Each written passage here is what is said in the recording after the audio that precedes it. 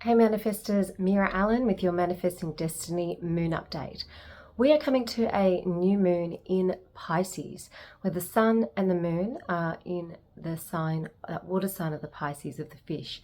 Then we also have the equinox upon us, where again the balance of the light and the day on the earth are 50% equal. The northern hemisphere will start going into their spring equinox, and the southern hemisphere will be going into our autumnal equinox. So where we start getting cooler in the southern hemisphere and we start to get warmer in the northern hemisphere. We also have, on a side note, a bunch of solar flares that are also hitting this little blue planet at the same time as well. Let's get into these times though for the Pisces new moon. For LA, it'll be 6:23 p.m. on the 18th. For New York, 9:23 p.m. on the 18th. London, 1:23 a.m. of the 19th. Most of Europe, 2:23 a.m. on the 19th. Auckland, New Zealand, 2:23 p.m. on the 19th. Brisbane, Australia, 11:23 a.m. on the 19th. So wherever you are in the world, you can look up your new moon, but it does last for about that. It starts waxing from that time, but it's pretty much dark in the sky for that 24 hours, and we get to go into that darkness, into the internal space. Now, when it's a new moon in Pisces, it's about going into your internal, meditative, most evolved version of you.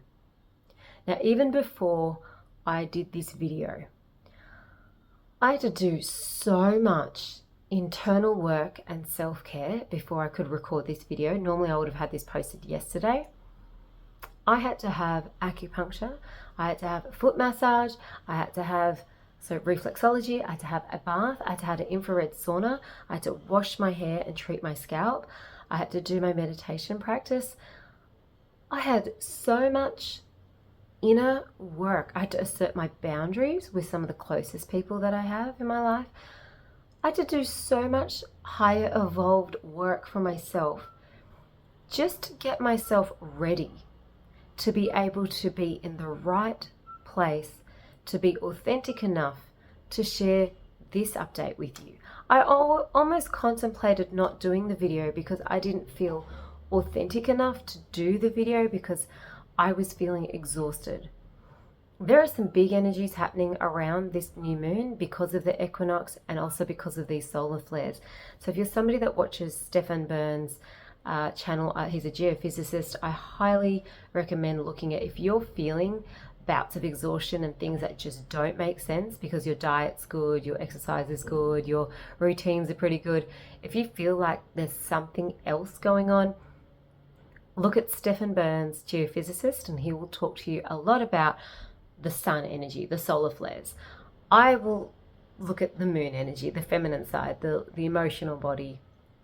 Speaking of emotional body, when it is new moon in Pisces, it is a time where you really have to go to your most spiritual, most evolved version of who you are and operate from that place.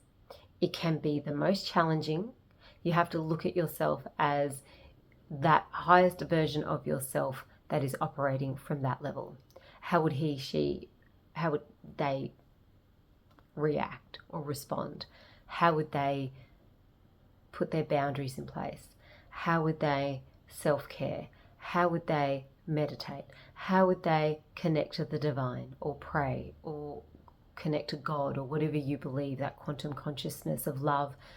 How would they open their hearts and have brain and heart coherence, where what you're thinking in your brain, what you're speaking in your word, and what you're receiving in your heart, and what you're tuning into your body all comes into alignment, where you are being congruent with your higher self, your mental self, your emotional self, and your physical needs, and you start to truly operate from that level. Pisces can throw some emotional challenges towards you. Remember, emotions are not facts. Facts are not feelings. I've had to do this with my work lately a lot and really pull that in and go, this is not all this stuff that's happening in my work. That's all fine. Yes, I can feel a way about this, but it's not a fact. It's going to move through and it will pass, and I need to be the higher version of myself in this situation with this particular client. and really hold myself accountable to my own emotional boundaries. It is not at the whim of somebody external to me. It is at my own inner direction. My emotional balance is my responsibility. My energetic and spiritual hygiene is my own responsibility. I burn candles, I burn incense, I do the meditation work, I clear my own auric field, my own energetic field if I've been in interactions that have been a bit tough. I remove myself from situations that don't feel like they're actually lifting my vibrational frequency to the place that I want it to be. We have to become the evolved Pisces at this point of time in the earth right now. There are some heavy things going on in the earth, yes, but we have an individual responsibility to hold ourselves accountable to our own spiritual hygiene, to our own emotional balance, to our own mental peacefulness, and to that congruency within. Speaking of that congruency between brain and heart coherence, I am holding a 2-day workshop in the Sunshine Coast in person, 2 Monday evenings, and have a look at that on manifestingdestiny.com.au. So you can look up that manifesting workshop. For those of you that are in the local area, there is an in-person workshop that I'll be holding before I fly north. I'm like a bird. I have to fly closer to the equator to get some warmth during when the southern hemisphere turns into winter. So I'll be bouncing out for a little while. Coming back to your new moon in Pisces. New moons are always a great time to plant the seeds for your gardens or plant the seeds of intention for yourself.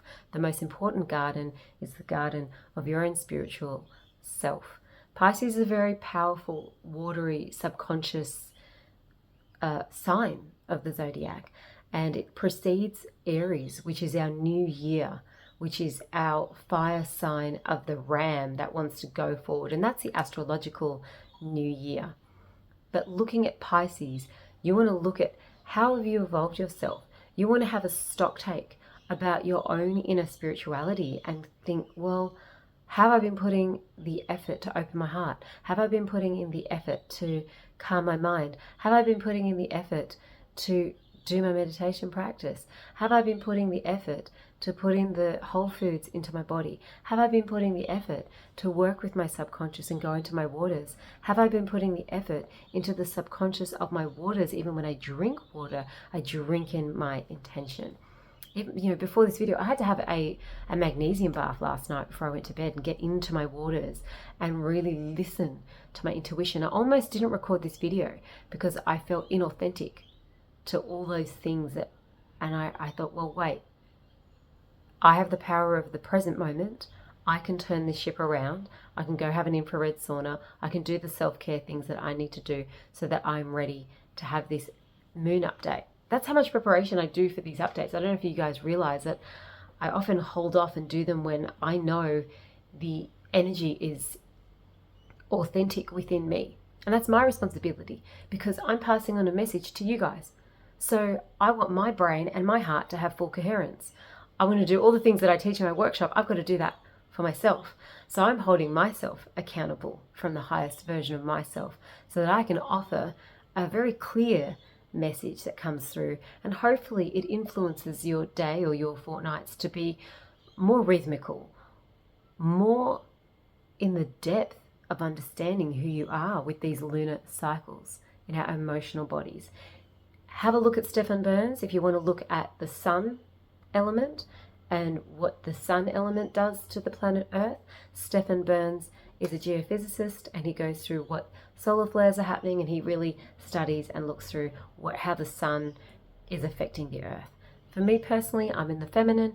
I really feel and my body cycles to the lunar rhythms of the waves and the pull and the push of the tides and the magnetism of the lunar cycles of the emotional body. So I do implore you, if you don't vibrate with this and you feel like you want to know more about the yang, the solar flares, have a look at Stephen Burns, geophysicist, his channel.